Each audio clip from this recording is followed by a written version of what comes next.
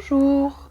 Alors aujourd'hui, je vous présente le Larousse du pain fait par Eric Kaiser, parce que peut-être certains ont eu l'envie ces derniers mois de faire leur pain eux-mêmes, ce qui a été notre cas à la maison.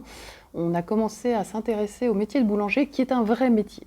Parce que le pain, ça demande un peu de technicité, hein. On l'a découvert avec mon compagnon. Donc là, cette petite chronique, elle s'adresse quand même aux cuisiniers avertis et à ceux qui ont envie de se lancer dans l'aventure.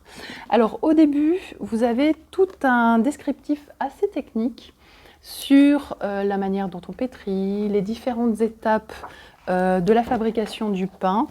Voilà, le choix des ingrédients, les différentes techniques, si on utilise un pétrin ou pas, les temps de pause, de fermentation. Alors, le pain, c'est un petit peu technique. Alors, vous avez beaucoup d'explications ici. Vous pouvez aussi trouver sur YouTube des petites vidéos que Eric Kaiser a fait en plus pour compléter le livre, qui sont très utiles.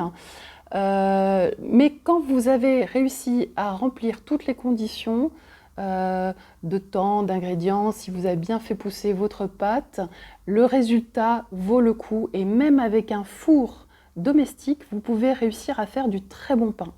Et alors l'autre avantage donc de ce livre, c'est que vous avez 80 recettes de pain, ce qui n'est pas négligeable.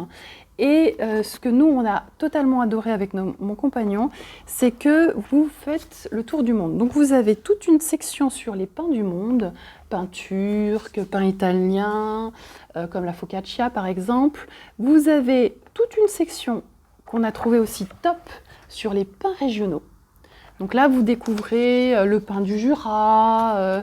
Il y a pas mal de recettes. En fait, on se rend compte que dans nos régions, voilà, la marguerite de l'Ardèche, dans nos régions, il y a pas mal de pains différents. Et bien sûr, vous avez le grand classique, l'incontournable, les viennoiseries.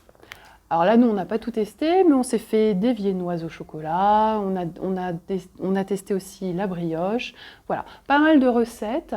À chaque fois, vous avez les indications de temps. Alors, attention, hein, le pain, ça prend du temps. Il faut avoir un peu son week-end devant soi parce qu'il y a des temps à respecter. Mais le résultat est tout à fait bon quand vous prenez le temps de faire les choses. Donc, si vous voulez vous lancer dans la fabrication du pain, c'est vraiment un livre incontournable à lire et relire. Voilà.